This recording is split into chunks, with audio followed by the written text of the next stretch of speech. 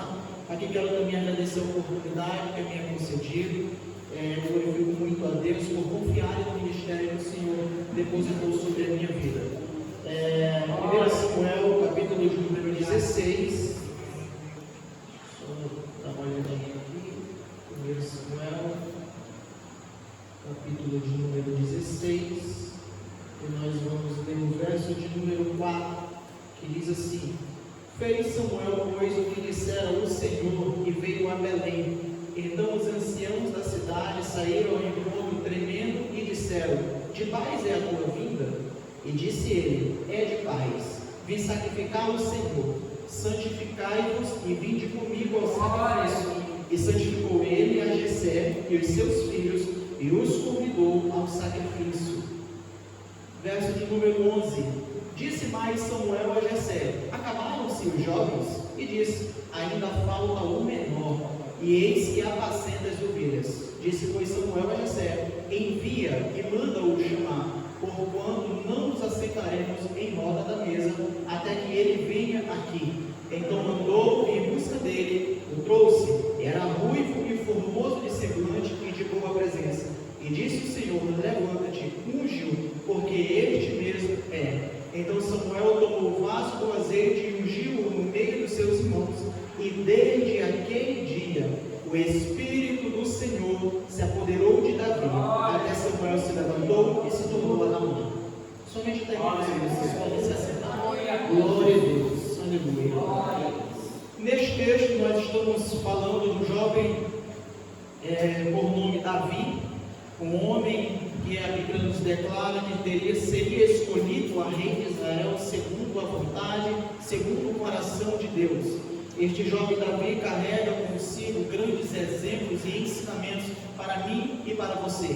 E no texto que nós lemos é o início de tudo. É neste capítulo de número 16 de 1 Samuel, que pela primeira vez este garotinho, que ali ele ainda era adolescente, aparece na historicidade bíblica.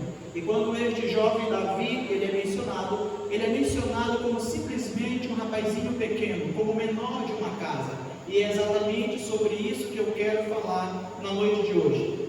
Davi, a Bíblia nos diz que ele estava apacentando ovelhas, e o grande profeta do Senhor, por nome Samuel, ele chega àquela cidade de Belém, enviado por Deus, segundo a ordenança do Senhor, para ali ungir um jovem da casa de Jessé.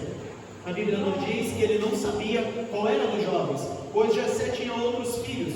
E então ele se dirige, só que ele faz uma oração ao Senhor: Senhor, como é que eu irei até aquele lugar? Porque sabendo Saul que eu estou vindo aqui para ungir o futuro rei de Israel, certamente ele me matará. A Bíblia nos diz que Deus diz para ele: olha, pega o chifre, enche de azeite e vai.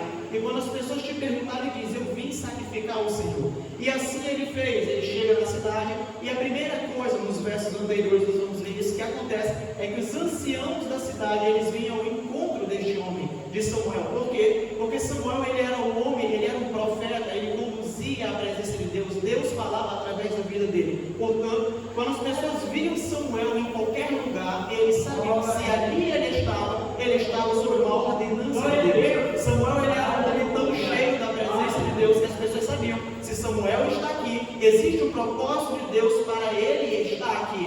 Então nós devemos saber que propósito é este. E aqueles homens, a Bíblia nos diz que eles temeram e tremeram a presença de Samuel, porque ele poderia estar ali para trazer uma mensagem de juízo sobre aquela cidade. Então os anciãos, eles se adiantam até a presença do homem de Deus e perguntam: é de paz a tua visita? E ele diz: sim, é de paz. Eu vim sacrificar ao Senhor. Vinde, purificai-vos, ou melhor, santificai-vos, e vamos comigo sacrificar ao Senhor. Neste texto, nós vamos descobrir um dos primeiros elementos que trazem o porquê, a realidade do porquê que Deus escolheu, do porquê os olhos de Deus amaram ao jovem chamado Davi, que inclusive o significado do seu nome é o amado.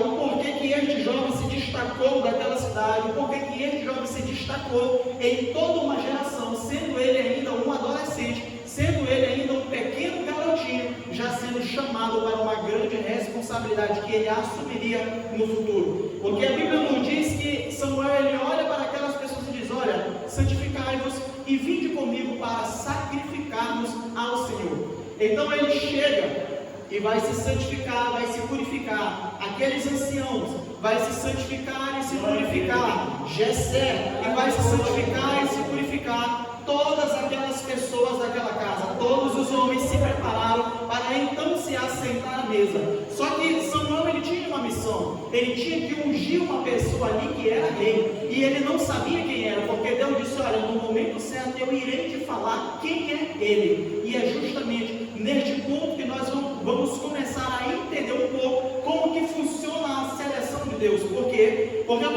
vem o primeiro, quando Samuel ele olha para aquele rapaz. Era um rapaz de boa estatura, era um rapaz de boa aparência, era um rapaz que a sua fisionomia, a sua postura demonstrava claramente que aquele homem poderia ser um excelente rei. Mas a Bíblia nos diz que Deus disse: olha, Samuel, não é este aí não, porque eu conheço o coração. Tu está vendo o externo, tu está vendo o físico, tu está vendo que os teus olhos podem ver, mas os meus olhos, eles perscrutam o coração. Ele vai ao íntimo, ele vai ao profundo. E então ele diz: olha, não é esse. Então passa outro, ele diz também: não é esse. Passa outro, Deus diz também: não é esse. Até que se passam todos os que estavam naquela casa. A grande questão é que o escolhido não estava naquele lugar. Então a palavra diz que Samuel olha, passou todo mundo e ele pensa: mas o Senhor não disse que eu iria ungir um jovem desta casa?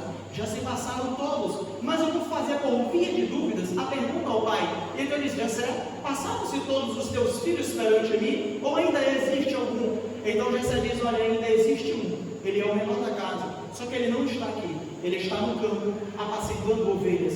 Então Samuel diz: olha, chame, pode mandar chamar ele, envia pessoas para lhe chamar, porque nós não aceitaremos a mesa enquanto ele não chegar. Muitos de nós, às vezes estamos exercendo coisas em um lugar distante, às vezes estamos exercendo coisas fora da visão das pessoas, às vezes estamos realizando uma obra que as pessoas não estão vendo, obra esta que muitas vezes começa dentro da nossa própria casa, e nós pensamos: eu prego na minha casa, eu canto na minha casa, os irmãos da igreja não sabem, não conhecem, mas eu realizo uma obra. Quando eu visito um amigo, eu evangelizo ele, e as pessoas pensam: eu estou exercendo o trabalho, só que ninguém sabe. Meus queridos, Deus, ele está com os olhos atentos a isto, e ele não somente está com os olhos atentos a tudo aquilo que você tem feito no oculto para ele, como os seus olhos e o seu coração está lhe amando por você ter a coragem e a ousadia de fazer a obra, mesmo não estando querendo os holofotes, mesmo não estando querendo ser visto, mas você está exercendo o chamado do Senhor, você está fazendo alguma coisa, porque o jovem Davi, ele não estava sendo visto aparentemente por pessoas, mas os olhos de Deus estavam sobre ele, os olhos do Senhor estavam sobre este rapazinho, e não somente estavam, como ele fora chamado para uma grande obra.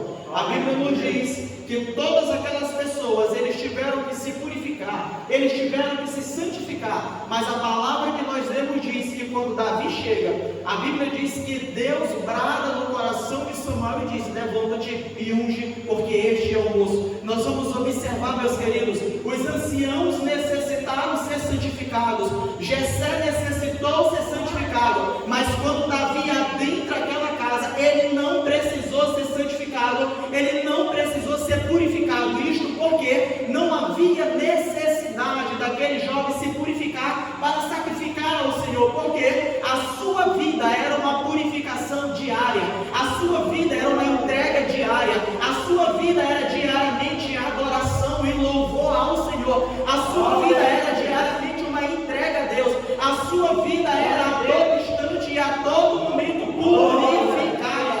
Não necessitava da necessidade de um sacrifício ou da visita de um profeta para que somente então ele viesse se purificar. Não, o jovem Davi, ele era diferenciado, e aqui está refletido a primeira marca que chamou a atenção de Deus para a vida dele, porque não necessitava da presença de um profeta, não necessitava da necessidade de um sacrifício, porque a vida dele estava a todo instante no altar, a vida dele era um sacrifício diário ao Senhor, a vida dele era a adoração constante a Deus. Oh glória! E os olhos do Senhor estão atentos sobre aqueles que não estão visivelmente aparente à igreja, mas vive uma vida de purificação, vive uma vida de santificação, vive uma vida no altar do Senhor.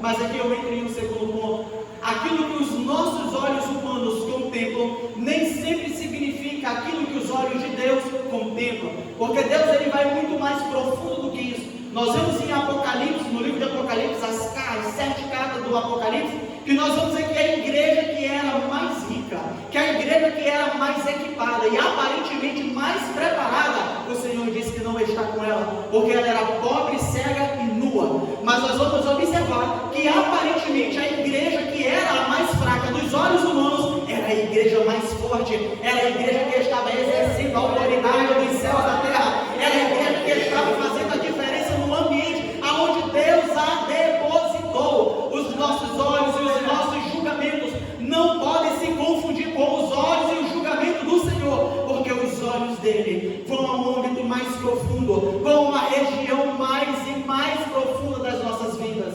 Diante disso, eu quero nesta noite trazer uma mensagem de você é capaz para exercer a diferença.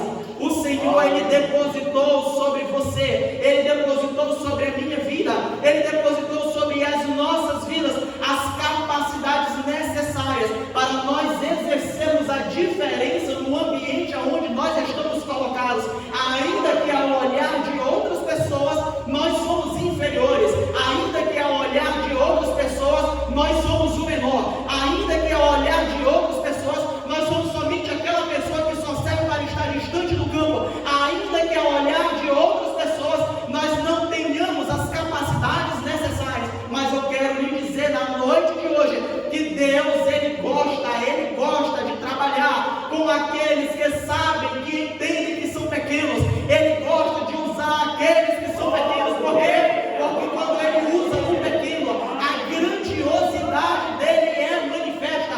E quando as pessoas olham para aqueles pequeninos exercendo grandes coisas na presença dele, eles dizem: ele é pequeno, eu sei de onde ele veio, mas isto que ele está fazendo, só Deus pode fazer. Eu vejo Deus na vida daquela irmã, eu vejo Deus na vida daquele irmão, porque outro dia eu via ele no campo, eu via ele sem estar à frente de ministérios, eu via ele sem estar à frente da evidência da igreja, mas hoje eu vejo ele e ela sendo usado poderosamente nas mãos de Deus, e isso só é possível quando Deus está com ele. Oh glória!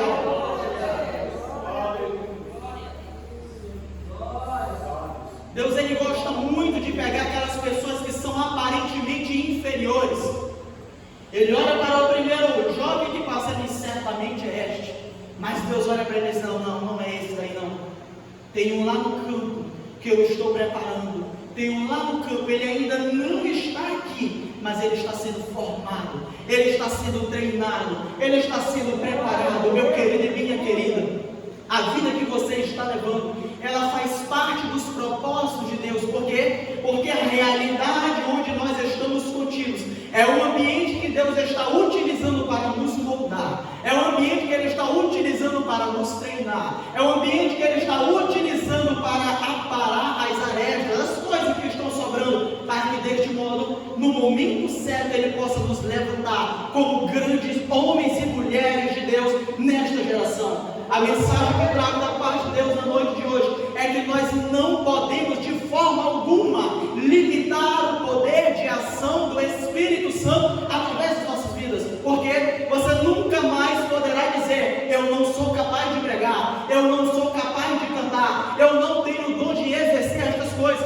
eu não fui chamado para estas coisas, quando Deus já lhe chamou. Porque se você se sente incapaz, a sua incapacidade não pode de forma alguma atrapalhar o mover de Deus através de sua vida. Eu não posso evangelizar e ouvir isso porque eu não sei falar bem. Não interessa, vá falando ruim mesmo, vá falando com essa dificuldade mesmo. E eu tenho um segredo para contar para você: na medida que você for exercendo, na medida que você for enfrentando medo, na medida que você for com medo mesmo, na medida que você for nervoso mesmo, na medida que você for com dificuldade mesmo, mas for fazer, o Senhor ele vai começar a te levantar e te fazer um grande valente na presença dele nesta terra, porque o Senhor está com aqueles que se levantam e se posicionam.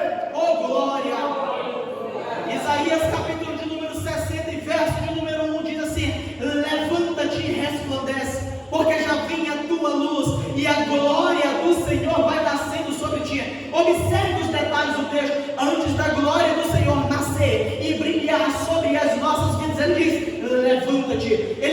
te posiciona, te coloca na posição. Por quê? Porque somente após você se posicionar é que eu vou fazer refletir a minha glória através da tua vida, através da sua vida, através da nossa vida. Deus, Ele quer que nós entendamos isso. As nossas limitações não podem de modo algum limitar o poder de ação de Deus. Vinícius, eu não sei falar bem, não interessa. Olhe para si mesmo e diga: eu não tenho capacidade de falar bem, mas em nome do Senhor eu irei. Eu não tenho capacidade de cantar bem, eu fico nervoso, vá nervoso mesmo, mas adore e engrandeça o nome do Senhor com aquilo que Ele confiou em sua vida. E à medida que você for exercendo isso, você vai usufruir de coisas mais poderosas, mais intensas e mais grandiosas na presença dEle. Deus, Ele está chamando pessoas pequeninas ao olho da humanidade para serem atalaias da sua presença. Deus está chamando pessoas que são aparentemente garotinhos espirituais para mostrar para uma igreja que na verdade eles são gigantes na presença de Deus. Deus está levantando pessoas que aparentemente não são ninguém para mostrar que verdadeiramente nenhum de nós somos, mas aquele que nos chamou é, e Ele faz grandes coisas através das nossas vidas. Deus, Ele tem propósitos para realizar. Estamos com grandes possibilidades, vivendo os últimos dias nessa terra, e mais do que nunca, Deus, Ele necessita, Ele precisa de uma igreja verdadeiramente posicionada. Ele necessita de uma igreja que entenda que mesmo com as suas dificuldades e limitações, deve ir e pregar o Evangelho. Ele disse: ide por todo mundo, pregai o Evangelho, não a algumas, mas a todas as criaturas, porque aquele que for batizado será salvo. Nós precisamos entender, meus queridos, que a nossa responsabilidade é tão somente ministrar o Evangelho da cruz, é tão somente fazer o ídolo do Senhor, e quando assim nós fizermos, o resto é com o Espírito Santo, o resto Ele vai fazer. E eu já vi muito Deus usando pessoas que são analfabetas, pessoas com dificuldade de palavra, mas quando tomam o microfone e falam acerca de Jesus Cristo, pessoas são batizadas, pessoas são trazidas novamente para a presença de Deus, pessoas se convertem, pessoas são transformadas, pessoas são curadas. Por quê? Porque Deus, Ele não age de maneira exclusiva na vida somente de fulano ou ciclano, não. Ele não tem filhos favoritos, Ele quer despejar, e está disponível para todos nós, o despejar do seu Espírito nestes últimos dias. Oh glória! Deus, Ele nos chama para que nós venhamos realizar uma diferença nestes últimos dias. Olhe para todo este lugar, olhe para todas estas casas e entenda: é nossa responsabilidade levar o ID do Senhor a todas as criaturas. É a nossa responsabilidade ir a cada casa, a cada família, a cada pessoa, e apregoar o Evangelho que nos libertou, o Evangelho que nos salvou. E não tem essa de eu não sei falar, vá a si mesmo, fale acerca de Deus com as tuas palavras, e o Espírito Santo, Ele vai trabalhar nos corações. O Espírito Santo vai trazer a existência à vontade dEle. O Espírito Santo vai convencer os corações. Nós precisamos compreender esta realidade. Nós temos uma grande responsabilidade sobre as nossas vidas, de apregoar a palavra deste Deus. Nós precisamos estar posicionados, mas antes disso, nós precisamos aplicar esta realidade. Sermos pessoas que estão com a vida no altar, pessoas que não necessitam do dia do culto para estarem bem com o Senhor, pessoas que não necessitam da visita de alguma pessoa de influência da igreja para estar purificado diante do Senhor, pessoas que não necessitam de eventos da igreja para estar bem com o Senhor. Não, Deus, Ele quer pessoas que todos os dias da sua vida estão adorando, glorificando ao Senhor, está arrumando uma casa, está orando, está glorificando, está exaltando o Senhor, está visitando o familiar, está apregoando a palavra àquela pessoa, e se necessário for, ora por aquela pessoa, se necessário for, profetiza sobre a vida daquela pessoa. É isto que Deus está exigindo de nós. É de nossa responsabilidade, meus queridos. Nós precisamos compreender a grande seriedade desta realidade. Cada pessoa em nosso local onde nós moramos, que falece sem aceitar a Jesus, E se você tiver tido uma oportunidade criada por Deus de pregar a palavra para aquela pessoa e você não pregou, o sangue daquela pessoa estará sobre a sua vida. O sangue daquela pessoa estará sobre a minha vida. Se uma pessoa se perde nos caminhos do Senhor e o Senhor prepara uma oportunidade desta pessoa vir até a mim, e eu sinto que devo falar das minhas experiências com Deus e eu não falo, e aquela pessoa vem a falecer, o sangue daquela pessoa será requerido de minha vida. Por quê? Porque Deus, Ele nos dá as oportunidades de nós apregoarmos o seu evangelho a toda criatura, e nós não podemos limitar o poder de ação do Espírito Santo. Eu já vi pessoas se converterem ao evangelho sem ter tido a necessidade de um ministro do evangelho pregar a ela. E isso aconteceu comigo. Certa feita eu estava passando por uma rua da minha cidade e um jovem, bem jovem mesmo, ele estava fumando droga. Quando ele passou, ele me viu. Quando ele me viu, ele sentiu algo. Eu preciso me converter. Ele estava fumando droga. Eu nem vi ele. Eu passei de moto. Ele estava no escuro. E ele simplesmente não demorou muito tempo. Alguém chega ao meu encontro e diz: irmão Vinícius, você precisa ir lá em casa com urgência. Eu fiquei pensando: o que está acontecendo? Peguei a moto, peguei a minha Bíblia e voei para a casa daquele irmão. Quando eu cheguei lá, estava lá o jovem.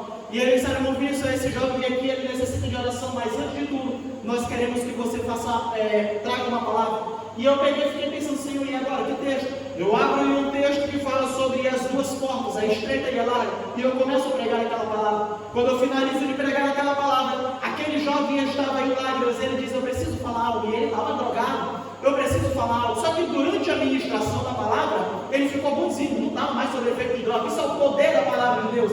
Ele disse: eu preciso falar algo. E eu disse: pois não fale. E aí ele contou: eu estava fumando no beco escuro, você passou, você não me viu, mas quando eu olhei para você, eu senti: eu preciso mudar de vida, eu preciso me converter. Procurei a casa do irmão mais próximo que tinha e disse: eu quero aceitar Jesus. O irmão simplesmente: não, você não vai aceitar enquanto eu não trouxer um irmão aqui. Ele não sabia que o irmão que iria era exatamente eu. E quando eu chego lá, eu ministro a palavra, ele diz: ontem à noite eu tive um sonho, onde eu via duas portas e uma voz me dizia: escolha uma das duas, mas antes de tudo eu te digo, escolha a estreita. É mais difícil, mas escolha ela. Eu sabia de alguma destas coisas? Não, mas antes de eu ministrar esta palavra, ele já estava lá para se converter, para se render aos pés do Senhor. Eu tinha falado alguma coisa? Não tinha.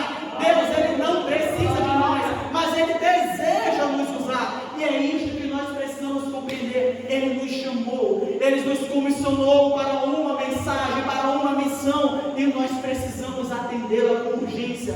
Nós precisamos ministrar esta palavra que transforma, nós precisamos conduzir esta mensagem que trabalha nos corações, e nós não podemos de modo algum escolher a que pessoa pregar. Não, pregue para toda pessoa que você vê, durante todo o seu dia. Pregue para toda pessoa, pregue para criança, pregue para drogados, pregue para qualquer pessoa que você olhar e sentir uma direção. Pregue a palavra. Olhe, portanto, a partir de hoje para todas estas casas, e tenha em mente: é minha responsabilidade, porque Deus, Ele confiou a palavra dEle para a sua vida, e se Ele confiou para a sua vida, Ele está desejoso que você leve ela também para outras vidas. Pense com você mesmo. Imagine alguém que tem um grande tesouro, e esta pessoa pode muito bem compartilhar este tesouro com você, e ela simplesmente pensa: não, vou ficar com ele para mim, ainda que aquele tesouro esteja sobrando.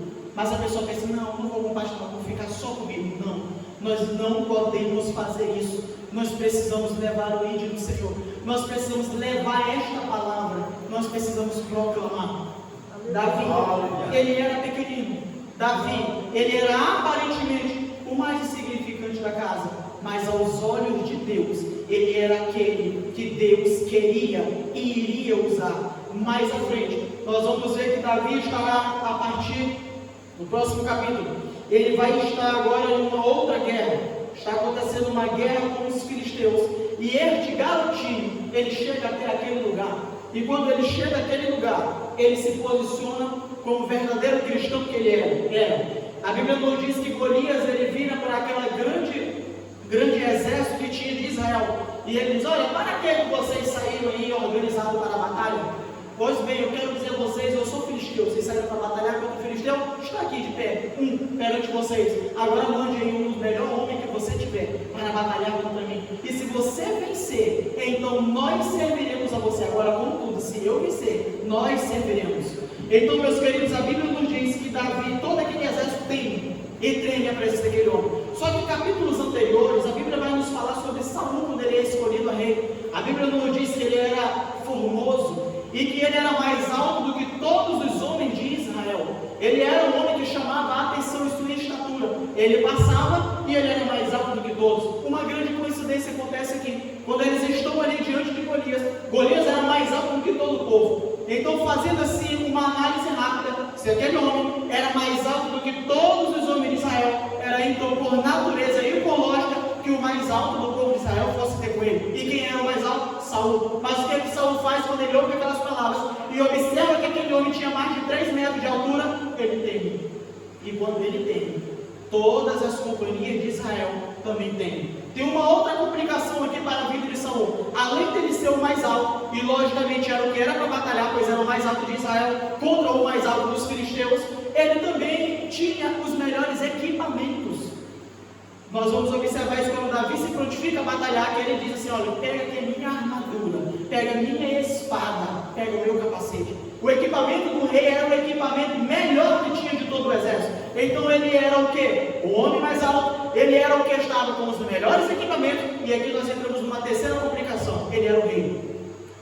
Aquele povo era de responsabilidade dele, mas a Bíblia nos diz que ele temeu. O rei, ele deve se entregar, e se necessário for, ele deve morrer pela causa. Ele é responsável, todo líder é responsável pelo seu rebanho. E como rei, ele foi covarde. Só que tinha um probleminha aqui, uma outra questão que aconteceu. Chega de repente, o menor da companhia de Israel, Davi, ele ainda era adolescente. Provavelmente alguns teólogos dizem que ele tinha mais ou menos ali 16 anos de idade, por aí, mais ou menos. 16 a 20 anos. Este jovem, ele chega até aquele lugar, rapaz novamente de baixa estatura, ele olha para aquele gigante e ele diz assim: peraí, tem alguma coisa errada. Porque ele diz assim, o gigante grita de lá: vós servos de Saul. Aí já entra o primeiro problema. Espera aí, eu sou servo de Saul, não, ajudo ele e tal, mas eu sou servo de Deus Altíssimo. Quando ele vai para Saul, ele usa essas mesmas palavras, mas quando ele vai para a batalha, ele usa outra palavra. Ele chega e diz a Saul: aqui está o teu servo, eu me prontifico a batalhar. Mas agora, quando ele vai para contra Golias, ele diz: em nome do Senhor dos Exércitos, eu vou contra ti. Nós vamos observar que Saul, ele foge daquela batalha, ele não quer batalhar, ele teme. Ele era o maior, ele tinha as melhores armas e ele era o rei. Agora chega o menor, que vai com as armas mais inferiores, porque ele vai batalhar com uma funda, com 5 pedras e com a roupa de pastor de ovelha. Mas tem um problema, tem uma questão que nos chama a atenção. Saul, como rei, não foi lutar, mas Davi, diante do Senhor, já era rei sobre Israel.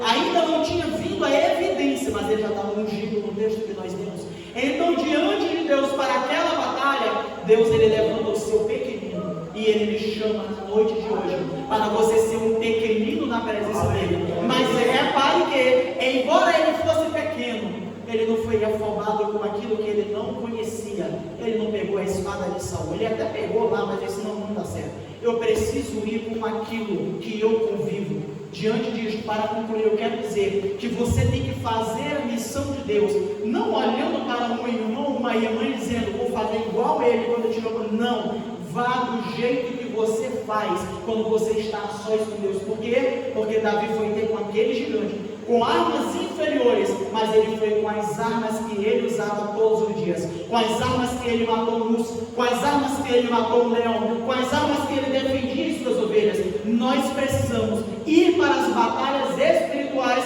mas não fazer aquilo que nós nunca fizemos e vamos fazer para ele. Não. Vai com aquilo que Deus tem sobre a sua vida. Vá mesmo com as poucas palavras, vá mesmo com as palavras limitadas, vá mesmo com as suas dificuldades, vá mesmo com o seu medo, vá mesmo com as suas inseguranças. Vá com isto, porque é com isto que você convive todos os dias. Não pense: quando eu for ter oportunidade, aí eu vou tentar falar. Não, fala do jeito que você fala no seu dia a dia, porque Davi, ele não pegou aquela espada, ele não pegou aquele escudo, ele não pegou aqueles equipamentos belos, ele foi com a sua simplicidade. intensidade. E o texto diz que até mesmo com a sua roupa de pastor, ele foi para a batalha. E com aquelas armas, o Senhor lhe deu a vitória. Que eu e você, meus queridos, possamos ser homens e mulheres posicionados na presença de Deus para fazer o id dele, ainda que nós nos sentimos inferiores. Deus, eu repito, Ele está chamando os pequeninos para que a sua grandeza possa se manifestar neles. Deus, Ele está chamando aquelas pessoas com poucas capacidades para Ele capacitá-las e todos olharem e dizer: mas não era o irmão que não sabia falar, mas não era o irmão que tinha medo, mas não era o irmão que tinha vergonha. Eu estou vendo ele diferente. O que é isso que está acontecendo? Vejo Deus através da vida dele, e Deus quer que nós nos posicionemos. E comece pelo lugar onde você está. Olhe para as casas deste lugar e tenha em mente: é de minha responsabilidade levar a palavra ao coração destas pessoas, mas eu não vou ter com eles com equipamentos que eu nunca usei. Eu vou ter com eles com as palavras que Deus depositar nos meus lábios. Eu vou ter com eles com o meu joelho que eu dobro na presença do Senhor e choro na presença dele. Eu vou ter com ele com as minhas limitações. Eu vou ter com eles com o meu nervosismo, mas eu irei, porque quem irá falar é ele, não eu. As limitações são minhas, mas não dele. Então, meus queridos, que nós venhamos fazer a diferença neste lugar, que nós venhamos fazer a diferença aonde quer que nós andarmos, que nós venhamos exercer aquilo que Deus nos chamou. Para concluir, nós vamos observar que Jeremias, ele foi chamado pelo Senhor, mas ele diz: Senhor, eu não sei nem falar, eu não sei nem como me expressar. Mas a palavra de Deus nos diz que o Senhor respondeu: Jeremias, o negócio é o seguinte: eu te escolhi antes mesmo de você estar no ventre da tua mãe, e te dei por profeta para as nações.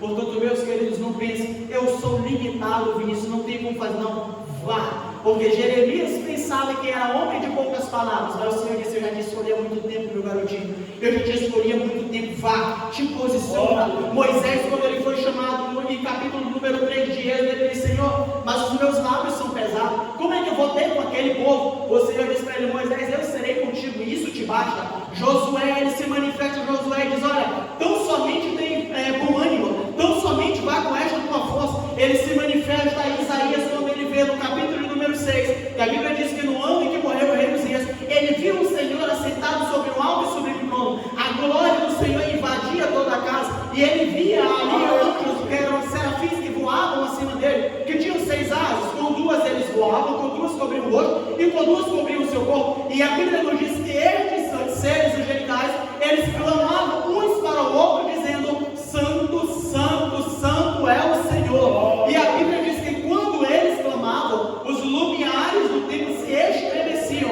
E a Bíblia nos diz que Isaías, tendo a visão de tudo isso, ele cai com o seu rosto em terra e diz: ai de mim que já vou perecendo, porque os meus olhos contemplaram a glória de Deus. E ele diz que um daqueles serafins, eles voam como tenaz, como uma espécie de pinça gigante, pegam a brasa viva do altar e tocam os seus lábios e diz: eis que isto te tocou, as tuas imperfeições, os teus pecados, as tuas iniquidades foram perdoados. De repente, a voz daquele que estava sentado ecoa no cenário e diz: a quem enviarei? Quem há de ir por nós? E aquele mesmo rapaz que estava prostrado com o rosto em terra, e que nos versículos anteriores diz: ai de mim que já vou perecendo, ao ouvir a voz: a quem enviarei? Quem há de ir por nós? Após ter sido tocado pela brasa do altar, ele diz: eis-me aqui, envia-me a mim, eis-me aqui, envia-me a mim. Nós precisamos trazer para as nossas vidas, adorar ao Senhor em tanta intensidade, para que Ele nos toque, porque quando nós nos sentimos incapazes, o toque dele nos faz nos sentirmos desejosos de sermos usados por Ele e dizer: Senhor, algum tempinho atrás eu disse que eu ia morrer interessante porque eu vi a tua glória, mas após ser tocado por Ti, eu quero ser enviado por Ti, eu quero ser usado por Ti. Para concluir, nós vamos ver um homem chamado Gideão em Juízes capítulo de número 6, em que o Senhor se apresenta para dizer: homem valoroso, o Senhor é contigo. Ele faz alguns questionamentos ao Senhor e Deus diz: olha, eu te escolhi aí para libertar das mãos dos filisteus. E aí ele fala uma coisa muito interessante. Ele coloca 3 dificuldades. Ele diz: olha, só tem um problema. O Senhor me escolheu, mas eu acho que o Senhor errou algo aí. Por quê? Porque tem um probleminha aqui. eu sou da menor tribo do povo de Israel.